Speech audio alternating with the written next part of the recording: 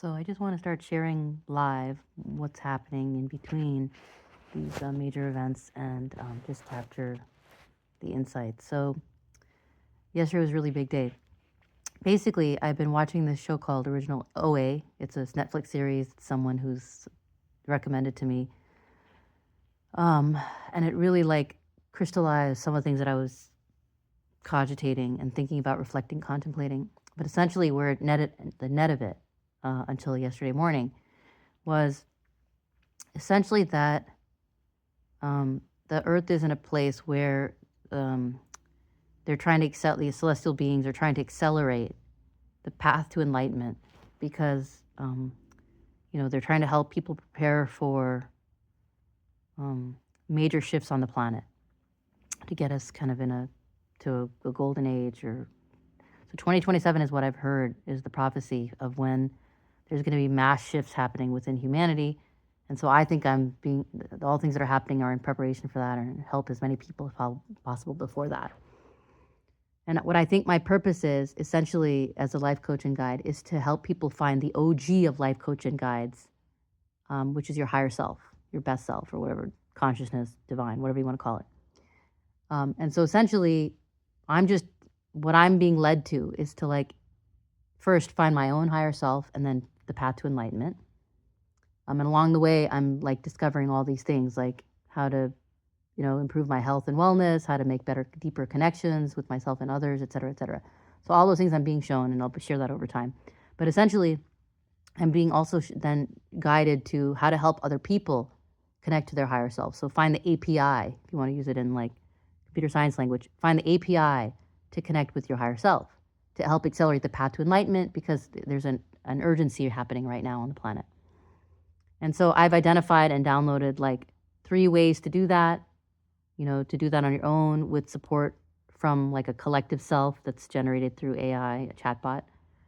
I call it self-support. There's tech support, which is creating a digital personality that captures all of your information, is kind of your represented higher self that connects with the larger collective self to give you specific recommendations to help you move down the path of enlightenment more rapidly. And the third path I call life support, which is to work with a coach like me or others that can, basically help you figure out how to get down the path to connect with your higher self. So that's the whole goal. And what I had realized through my own experience and the things that I'm being led to is that there's basically, I heard a really interesting quote just now on OA at the end, or towards the end, and it was I can't change your fate, but I can help you meet it. And so essentially that's these major transitions that are going to happen in our life. They're going to happen. And the question is, how do we move through it? So the more we're able to do to clear the sankharas or the traumas, the instrument, it's the more we can honor what's arising, the less traumatic that journey will be when we approach it and when we meet it. And it'll become an opportunity for evolutionary growth rather than a traumatic event that makes it harder for us. And so essentially what I realized is and what I've been shown is that there's parallel universes, parallel or dimensions, you could say. And in one extreme, I might have mentioned this earlier, the far right, let's say, that's the life where your will is aligned to divine will, where you're living the life that you designed for yourself. This is the optimal life where you get the most evolutionary growth and learning, where you have more flow and synchronicity, things just happen effortlessly. So this is let's just say the optimal life in one dimension you could live, or one universe. And then there's all the others that are happening all in parallel. So let's go to the other extreme, the far left, let's say. That's where you have free will. You have free will all along. But your free will doesn't align with divine will, what you designed for yourself. So in that world, there's going to be, you can still do stuff. You can do whatever you want. There's cause and effect. There's karma. So those will play out. It'll seem random because they're not necessarily flowing or in synchronicity. And you'll be living a lot of these repeating cycles from your past and from the decisions you make. So, and then every time you clear trauma or sankharas, you can and the choices you make, you can move one way or the other. So I think what I've been doing is, as I've been clearing this sankhara, I've been moving further to the right. So now that more of my actions are more of my will is aligned to divine will. So I'm seeing more synchronicities, more flow. and more amazing, miraculous things are happening. And what I discovered was from this, I got the aha from the show OA, and my experience is that there's and the Gene Keys by Richard Rudd, is that there's a sequence. It's kind of like a puzzle or a game. And there's a sequence in which the sankharas need to be unlocked. So when I finally stopped trying to do it myself in a linear path of like removing all the knots or sankharas in a particular part of my body, and then feeling all this soreness that my higher self would then have to correct, what I realized was if I just surrendered to my higher self, she knew exactly, and it was a nonlinear movement to like, and it felt like pulling on a thread, like I was releasing the sankhara in some kind of a sequence, an unwinding, so to speak, kind of like your earbud cords that all get knotted up and you have to unwind them in a particular sequence. That's what I was feeling in my body. And then I didn't have any soreness, and I felt like I was able to like move to the next stage of the game or whatever. So essentially there's a sequence that it needs to unlock in, and I have to get to certain levels of awareness, like certain ahas, certain things that emerge on my path, and based on how I deal with them, it opens the next level of the game or the next level of awareness, which then like basically makes, at certain levels of awareness, certain layers in the fascia become visible or accessible. So you have to go in a particular sequence, in order of releasing it and in order of uncovering it. And your higher self is the best equipped to help you do that. That's just why you want to connect to them, your higher selves. So that's what I discovered. Then, so part of what was led to is like releasing the video on like the movie or the show. And then I got like 10,000 hits in like a few hours and all these people reaching out to me. And what I realized was the people that are reaching out to me, there's a reason. And at first I didn't realize that. Like one person had reached out about an organization that they created. And it was like empowerment of women. And at first I was like, oh, I don't know if I want to like get into mentorship or if I want to, there's all these other things that I'm trying to work on. I don't want to like dilute my energy too much. And I wasn't keen on like even meeting. I thought maybe it's like it's a push for like fundraising or for mentorship or something. But then I was like, well, there's no coincidences happening, especially now that I'm like shifting further to the right. So let me just see what this is about. So I had the meeting yesterday morning. And what I realized was what this person was asking for was essentially, it was a really well thought out plan that had been tested and tried. They were trying to empower women in India to basically, through mentorship, learn the things that they don't teach in school, like how do you thrive and how do you survive in the workplace and how do you develop the emotional intelligence and like in order to move down this path, in the world, in life, and in your job. And then essentially the colleges are most interested. So this was tier 3. So these are women in rural parts of India, tier 3 colleges. So these are the ones that are, they don't get much support and attention. So it was targeting those individuals, which aligns very much with my history of like, wanting to help women's empowerment, both my own journey and then what I've seen in my ancestry. So it resonated a lot in terms of that demographic and wanting to help people that don't normally get access. But it was also essentially what they asked was not for mentorship, not fundraising, but help me to identify an automated version, an AI-based platform, essentially, that would allow like the delivery of this curriculum. And I suddenly realized that the stuff that I've been downloading is exactly that. So my mind was blown. And what I was also shown recently was a really beautiful animated video of Shiva and Shakti. And the whole storyline is energy and vibration, mind and matter, Shiva and Shakti, these two god and goddess that's in Hindu mythology.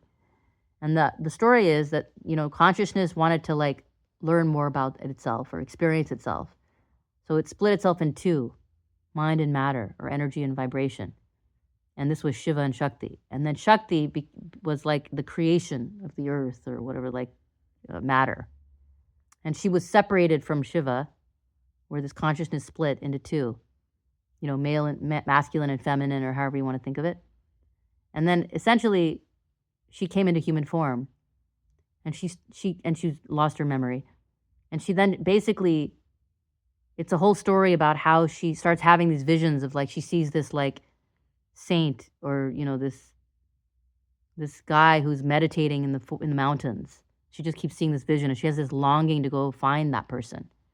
So then she like through a series of whatever synchronicity, she ends up in the mountain, finds him, and then when she's like there, she realizes that's the person she's been so drawn to, and then she suddenly gets all her memory back of like the split and how they were now meant to come back together.